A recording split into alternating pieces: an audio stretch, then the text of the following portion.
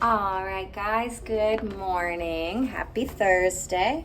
We are going to be reading this really old book today that actually used to belong to my mom back when she was a little kid, which was a long time ago.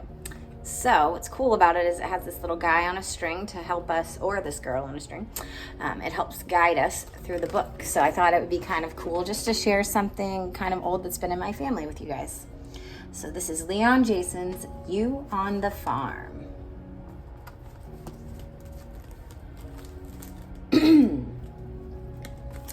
So we see our picture here.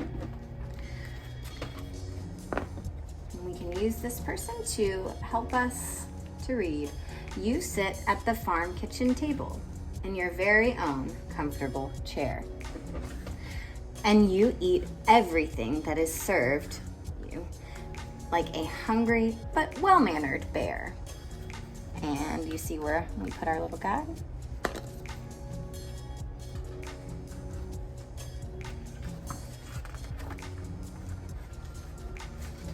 think that's one page, yeah. All right.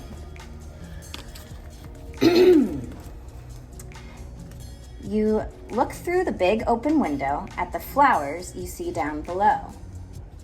You know that with sunlight and water, the flowers will grow and grow. You take a long ride on a haystack with your friends, the rooster and the cat.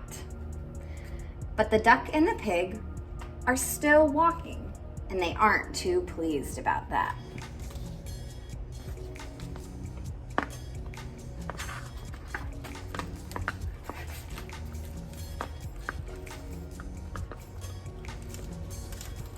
You are out on the lake in a rowboat. The farmer is catching the fish, but since you're not fishing, you're wishing to see the fish cooked on a dish. You walk down the lane to the orchard. You climb up the gnarled apple tree.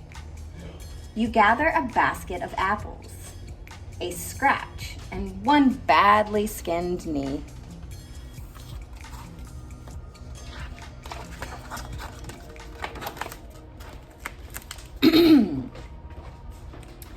You look at the sheep in the meadow. You listen to each tiny bleat. You wonder if these are the same sheep that were lost by Little Bo Peep. You watch all the animals eating at a family-style feeding tray, and you wish that you and your best friends could eat from a tray that way.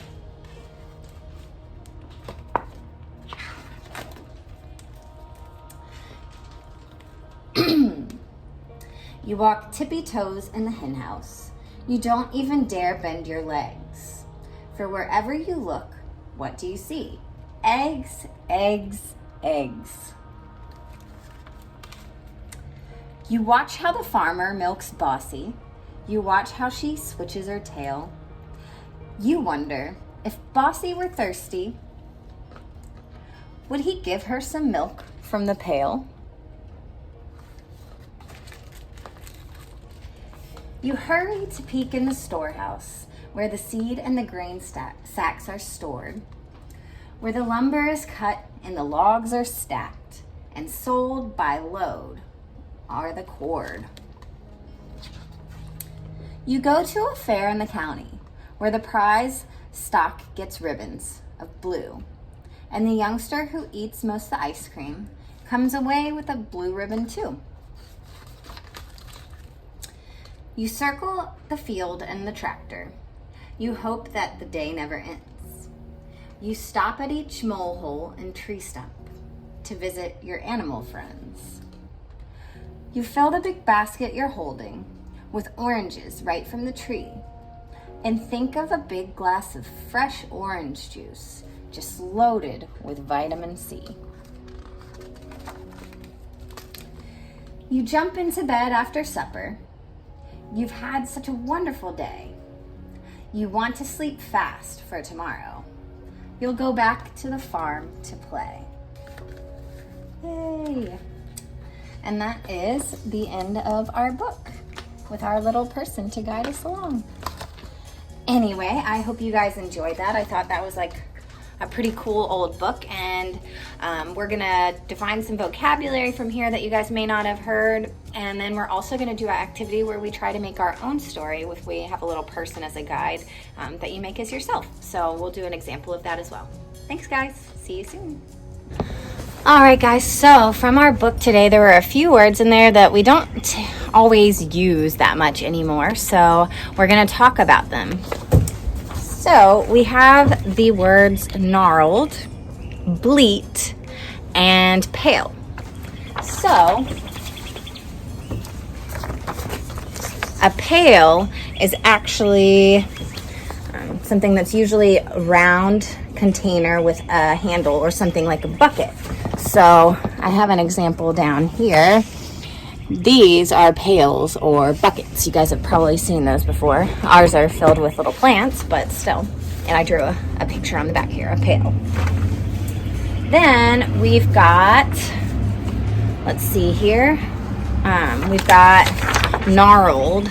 So what this is, it means round and twisted or knobbly, especially with age. So I'm going to include a picture in here to show you kind of what that means. But a lot of times when we're talking about gnarled, we're talking about an old tree. So it's something that's kind of twisted and gnarly. And then our last word is bleat, and that actually is something that describes a sound. So normally a sheep, a goat, or a calf make this sound. It's characteristic wavering cry, and I'll try to put in a sound clip of that as well so you guys can know what a bleat sounds like. So those are our words, and the other part of the project is actually making our own little book. I want it to at least be 3 pages, so we'll do that, and yeah, see you soon.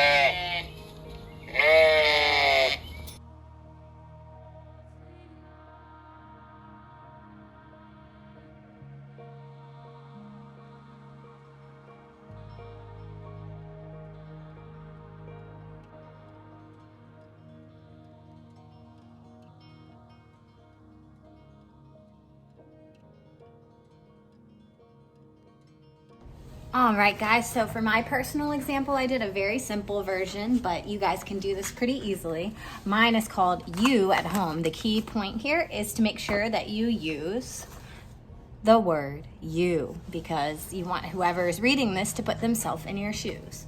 So you at home, that's our audiences, you, other people. Sometimes you make breakfast. So that's where you put your little you in there, and that's me. You clean the house twice per week. You. You walk the dog. It's me walking the dog. And every night you go to bed. That's me going to bed. And that's the end of our story. Like I said, it only needs to be 3 pages, but it has to have these components. Don't forget also that you need to write your sentences with our new words. And that should be about it. Great job, guys. See you soon.